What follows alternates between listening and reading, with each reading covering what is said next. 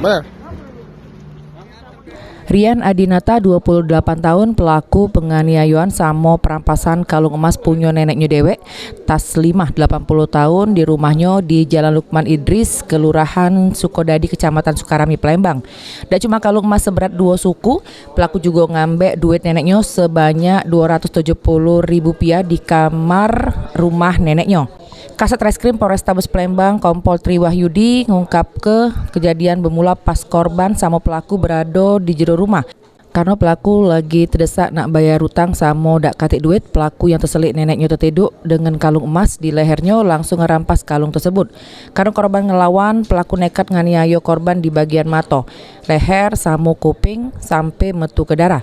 Kasat nambah berdasar ke pengakuan pelaku kalau duit hasil jajo ke kalung sebesar Rp5 juta digunakan ke pelaku untuk bayar hutang sebesar Rp2 juta, sisanya digunakan ke pelaku untuk makan sehari-hari sama untuk pergi ke pagar alam. Pelaku ini adalah yang merupakan cucu kandung dari korban.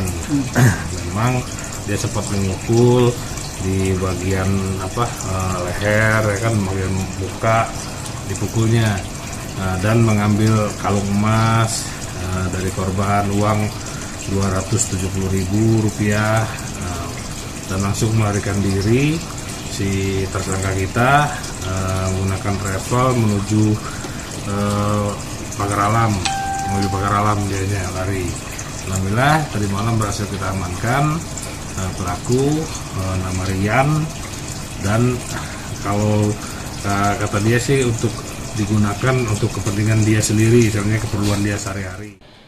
Untuk nanggung jawab ke perbuatannya, mak ini pelaku jalani pemeriksaan lebih lanjut sebelum dijeblos ke sel tahanan Polrestabes Palembang. Heru Wahyudi, PAL TV.